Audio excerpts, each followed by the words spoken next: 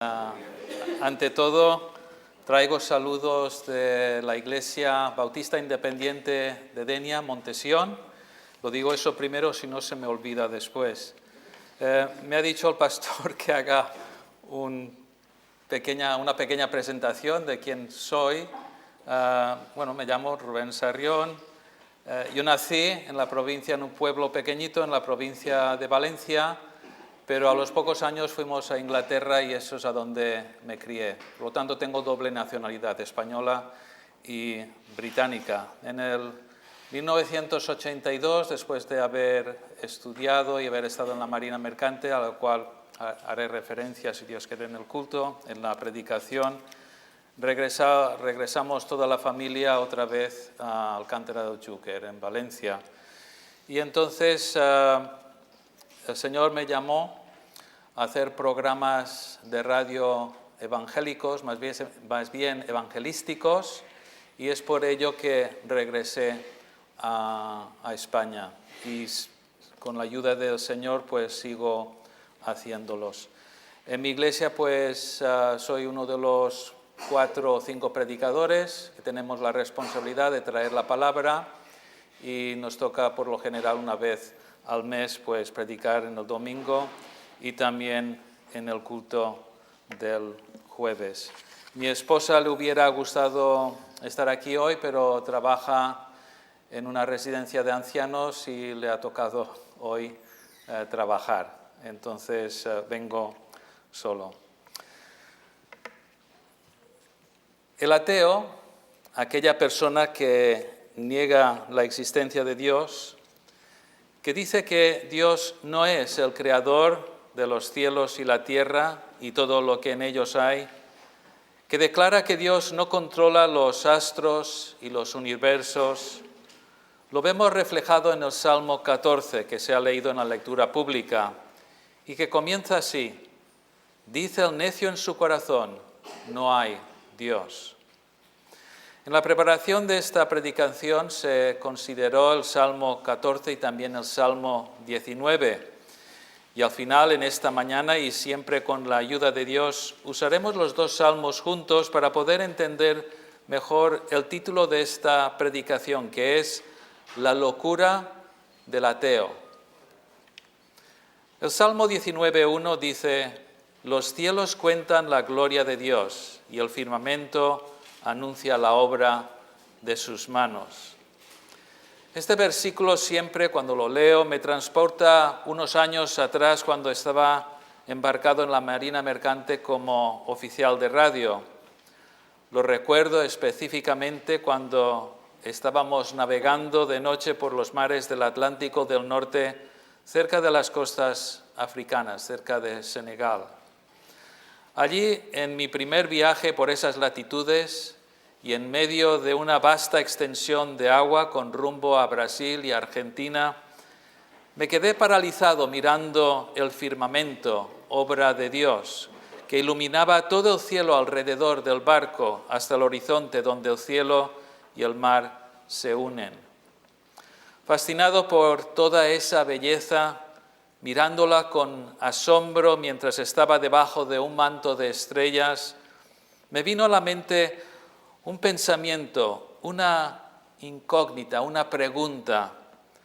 ¿Cómo era posible que yo era el único creyente a bordo de ese barco con una tripulación de 30 personas que reconociese toda aquella belleza que veía como obra de Dios creador? ¿Cómo podían estar tan cegados mis compañeros de viaje, algunos con más de 40 años de experiencia en alta mar, y no dar la gloria a Dios por lo que veían sus ojos, viaje tras viaje, mientras surcaban por esos mares? La respuesta quizás la podemos encontrar en la segunda parte del versículo 1 del Salmo 14. Dice el necio en su corazón, no hay Dios. Se han corrompido, hacen obras abominables, no hay quien haga el bien. El hombre está contaminado totalmente del pecado de Adán y Eva, y esto ha corrompido su corazón y lo ha cegado espiritualmente. puede estar ante uno de los espectáculos más grandes de la creación de Dios en el medio del océano y no ver que todo ello fue creado por nuestro Dios Todopoderoso. La vida a bordo de un barco se lleva a cabo en un entorno cerrado, limitado por el tamaño del mismo, donde el alcohol suele ser el pasatiempo principal para muchos. Esto junto con las visitas a las casas de prostitución en cada puerto para algunos.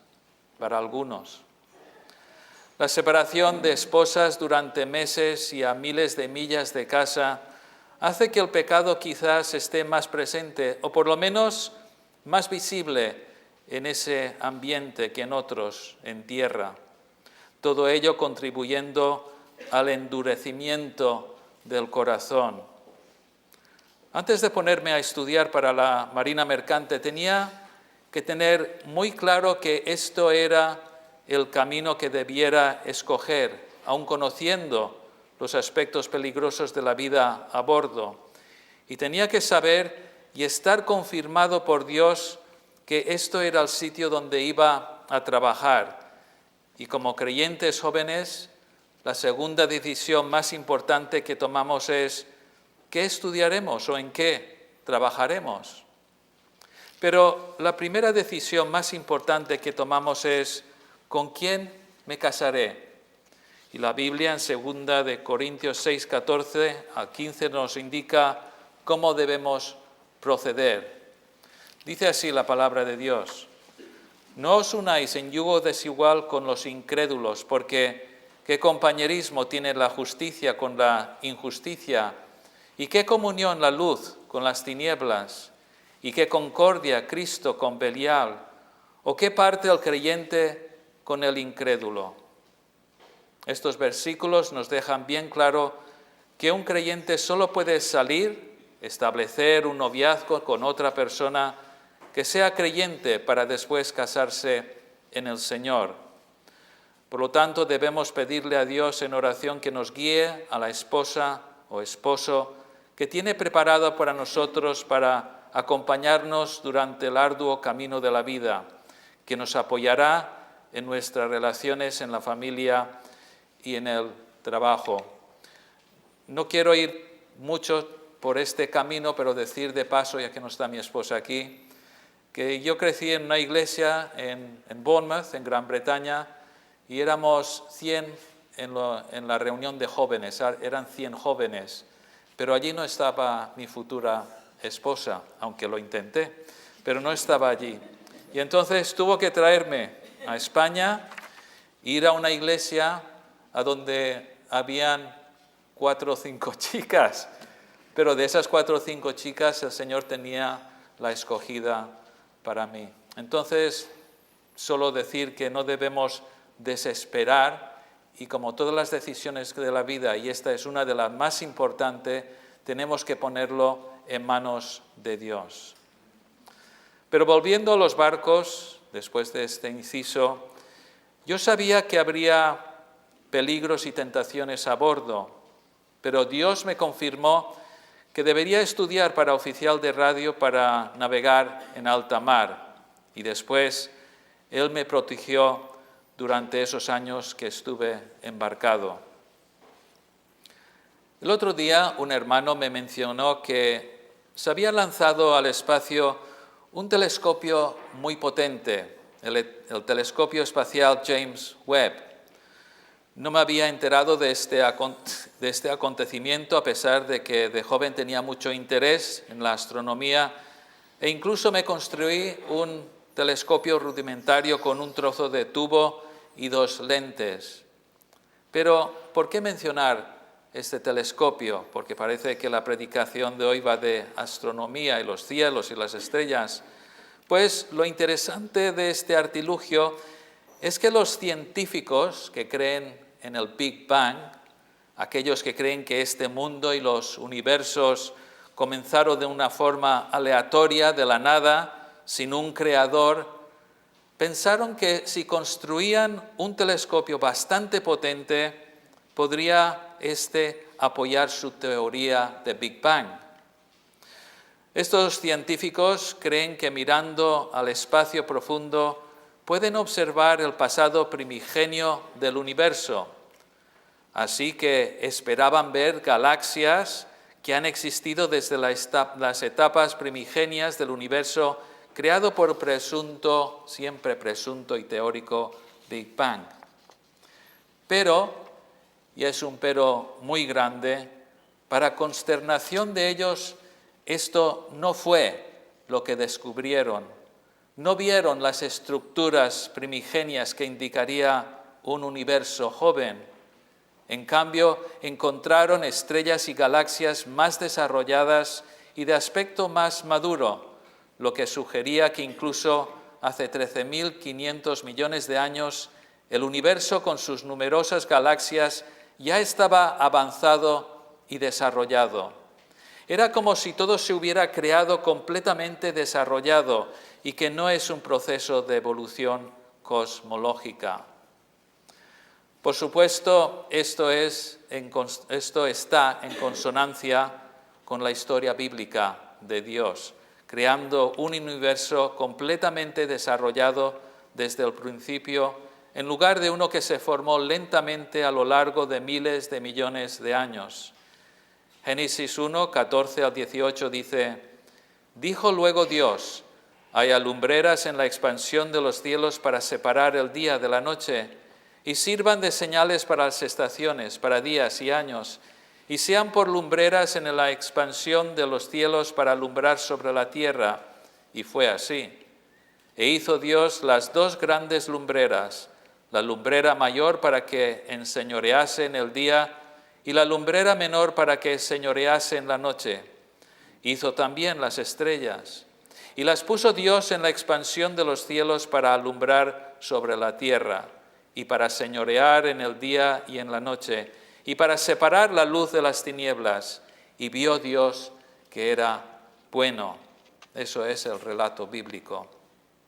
Obviamente, esto exige creer en un Dios eterno, capaz de una creación tan majestuosa, una creencia que pocos científicos están dispuestos a aceptar. Tienen las pruebas delante de sus ojos, tienen los datos que ellos mismos han recogido con un telescopio complejo y verdaderamente fantástico, y sin embargo no quieren aceptar la evidencia ni reconocer que Dios es el creador de todos los universos. Es la locura del ateo.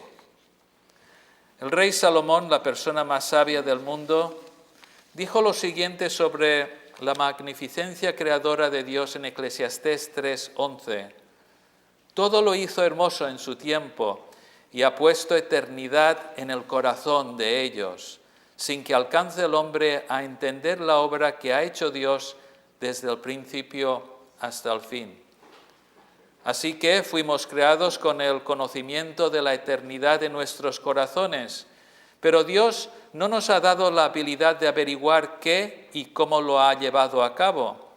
A sus hijos, Dios nos da cierto entendimiento y cierta revelación, pero no podemos entenderlo todo mientras estemos aquí en este mundo.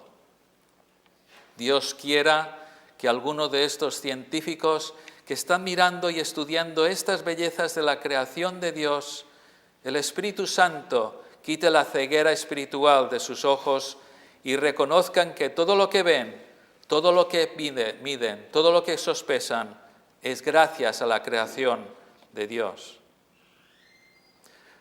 La locura del ateo también tiene sus raíces en el hecho que buscará y pondrá su fe en cualquier cosa, cualquier religión, cualquier artefacto, menos acudir a Jesucristo, el único camino a Dios. Salmos 16, 1 al 4 dice: «Guárdame, oh Dios, porque en ti he confiado. Oh alma mía, dijiste a Jehová, tú eres mi Señor, no hay para mí bien fuera de ti. Para los santos que están en la tierra y para los íntegros es toda mi complacencia. Se multiplicarán los dolores de aquellos que sirven diligentes a otro Dios. No ofreceré yo sus libaciones de sangre, ni en mis labios tomaré sus nombres. Aquí en este salmo, en este pasaje, vemos el contraste entre la persona, en este caso el rey David, que pone plenamente su confianza en Dios y le hace Señor de su vida, y al cual acude para todas sus necesidades, y es quien lo libra de sus adversarios y los que sirven diligentes a otro Dios. Para el rey David vemos que fuera de Dios no hay para él nada que valga la pena considerar. Todo lo bueno lo encuentra en Dios, y así es con cada creyente nacido de nuevo. Nuestra fe está fundamentada en Cristo. Él es nuestro Señor y nuestro guía. Como sabemos, tendremos que pasar por penurias, pruebas y situaciones angostas, pero confiamos en Dios y Él siempre nos dará lo que es bueno para nosotros, aunque en esos momentos creemos que no es tan bueno. Eso es David, pero ¿cuál es la situación del ateo? ¿Cuál es la situación de aquella persona que no quiere saber nada del todopoderoso Dios? ¿Realmente podemos hablar de la locura del ateo? Hemos leído: se multiplicarán los dolores de aquellos que sirven diligentes a otro Dios. El ateo no va a encontrar respuestas a sus preguntas más íntimas, porque el que busca en otros dioses, sea el Dios del dinero, el Dios del placer, el Dios de las falsas religiones, el Dios del sexo, el Dios del alcohol, tabaco o drogas, jamás encontrará la paz que busca su corazón. Buscará sosiego en los lugares equivocados, pero esto al final solo acabará en dolor y a veces en mucho dolor. Querida alma que estás aquí en esta mañana o estás escuchando esta predicación por cualquier medio electrónico y que todavía no has entregado tu vida a Dios, escucha lo que dice el Salmo 19, 1 al 6. Los cielos cuentan la gloria de Dios y el firmamento anuncia la obra de sus manos. Un día emite palabra a otro día y una noche a otra noche declara sabiduría. No hay lenguaje ni palabras, ni es oída su voz. Por toda la tierra salió su voz y hasta el extremo del mundo sus palabras. En ellos puso tabernáculo para el sol y éste, como esposo que sale de su tálamo, se alegra cual gigante para correr el camino. De un extremo de los cielos es su salida y su curso hasta el término de ellos, y nada hay que se esconda de su calor. Este salmo es una declaración de la grandeza de Dios reflejada en su creación. Este pasaje y otros similares confirman la omnipotencia de Dios al crear todas las bellezas que podemos ver a nuestro alrededor. Si es verdad que pocos tendrán la oportunidad de viajar al medio del océano Atlántico para experimentar la magnificencia de un cielo cubierto de estrellas, cerca de nosotros, aquí en España, tenemos la meseta central, con una expansión de casi 400.000 kilómetros cuadrados, que si la has cruzado alguna vez por la noche, lejos de la contaminación lumínica de alguna ciudad, en un día sin nubes podrás observar ese manto de estrellas que anuncia la obra de Dios. Querida alma, es imposible que por el azar todos esos astros, universos, estrellas y planetas que podemos ver estén ahí en su sitio y con unas órbitas exactas sin que haya un caos espacial de continuo. Si todo ello hubiera venido de una explosión aleatoria, todavía estaríamos experimentando y viendo colisiones todos los días de universos para ajustarse a una especie de status quo. El sol sale cada día y este, como esposo que sale de su tálamo, se alegra cual gigante para correr el camino. De un extremo de los cielos es su salida y su curso hasta el término de ellos. Si este astro, que es el más cercano a nosotros, el Sol, se desviase tan solo unos grados de su trayectoria, provocaría una catástrofe total en nuestro planeta. Algunas áreas quemándose totalmente y otras sufriendo una helada mortal. Algunas áreas estarían totalmente en fuego y en las otras estarían muriendo un montón de personas por las bajas temperaturas. Pero Dios, el que creó todos los astros y los mantiene en sus respectivas posiciones, con una perfecta exactitud, hace que recibamos el calor y el frío necesario para nosotros y también para nuestras cosechas para poder continuar viviendo. Si tomamos tiempo para meditar solo en este aspecto de la precisión que el Sol necesita para recorrer su camino cada día, deberíamos caernos al suelo en reconocimiento de la grandeza de Dios y de su misericordia para con nosotros, porque este mundo obviamente necesita del Sol para poder continuar funcionando. Los cielos cuentan la gloria de Dios y el firmamento anuncia la obra de sus manos. Querida alma, tenemos toda la creación de Dios como testimonio que Él es Dios y que debe ser adorado como tal. Y es por ello que es una locura decir que no hay Dios y que no existe tal ser. En Romanos 1, 18, 23 tenemos un pasaje muy conocido que también confirma que Dios es el hacedor de todo, pero al mismo tiempo hay una advertencia. Veamos lo que dice. Porque la ira de Dios se revela desde el cielo contra toda impiedad e injusticia de los hombres que detienen con injusticia la verdad. Porque lo que de Dios se conoce les es manifiesto, pues Dios se lo manifestó. Porque las cosas invisibles de Él, su eterno poder y deidad, se hacen claramente visibles desde la creación del mundo, siendo entendidas por medio de las cosas hechas, de modo que no tienen excusa. Pues habiendo conocido a Dios, no le glorificaron como a Dios, ni le dieron gracias, sino que se envanecieron en sus razonamientos y su necio corazón fue entenebrecido. Profesando ser sabios, se hicieron necios y cambiaron la gloria del Dios incorruptible en semejanza de imagen de hombre corruptible, de aves, de cuadrúpedos y de reptiles. El texto habla de aquellos que han conocido a Dios y sin embargo no lo glorifican como Dios, es decir, han estado cerca de Dios, saben algo de Dios. En sus corazones saben que Dios tiene que ser el creador, pero ¿quién sino Él podía haber hecho los cielos y la tierra? Pero en su orgullo, en su ceguera espiritual, en su amor propio, no le honran como el Creador y el que gobierna los cielos y la tierra. No le temen, no van a Él en reverencia, no le dan gracias por el calor del sol que hace crecer las cosechas que luego disfrutan, que todos disfrutamos. Dice el texto que se envanecieron sus razonamientos y su necio corazón fue entenebrecido. Y esto es exactamente el estado de la mayoría de seres humanos en nuestro mundo hoy.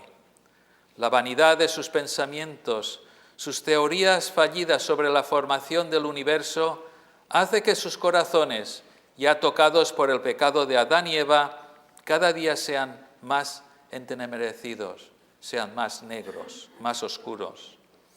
En vez de dar honor al único y verdadero Dios, tal como lo encontramos en las Sagradas Escrituras, prefieren adorar todo tipo de dioses falsos e inventarse toda especie de filosofías y creencias. Y Satanás es quien cada día alimenta sus corazones llenos de orgullo, haciendo que se alejen más y más de cualquier idea de un Dios creador que debe ser reconocido y alabado. Pero querida alma que me escuchas, el texto comienza hablando de la ira de Dios. Aquella persona que niega la existencia de Dios no solo es necia, no solo sufre de una locura porque es evidente que Dios es el creador de todo, sino que la ira de Dios está sobre esa persona. Quizás en esta mañana tú te encuentras en esta situación. No estás en comunión con Dios, no tienes una relación con Él. Vives la vida como muchos otros, a tu manera, pero no estás tranquilo. Tu corazón te dice que algo falta, hay un vacío y lo intentas llenar con las cosas de esta vida, pero no encuentras la paz soñada. Ese vacío del corazón solo lo puede llenar una persona y es el Señor Jesucristo.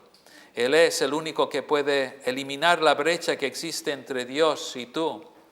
La ira de Dios está sobre el pecador, es decir, sobre aquella persona que no ha acudido a Jesucristo en arrepentimiento, aquella persona que no ha entregado su vida a Jesucristo. Muchas personas piensan que existe una especie de limbo, que uno puede estar en una situación espiritual con respecto a Dios que se encuentra en una zona gris, ni blanco ni negro. Declaran que ellos respetan a aquellas personas que adoran a Dios y hasta alguna vez admiten que han acudido a Dios en algún momento de necesidad. Dicen que no odian a Dios, ni mucho menos, y respetan todos los puntos de vista de los llamados evangélicos, cristianos. Pero de ahí a decir que entregarían sus vidas a Dios, pues eso ya es otra cosa. Y no quieren cruzar esa línea. Creen que si se portan bastante bien y hacen buenas obras, lograrán alegrar a Dios y esperan poder estar en el cielo al final de esta vida, si es que uno existe, porque eso tampoco lo tienen muy claro.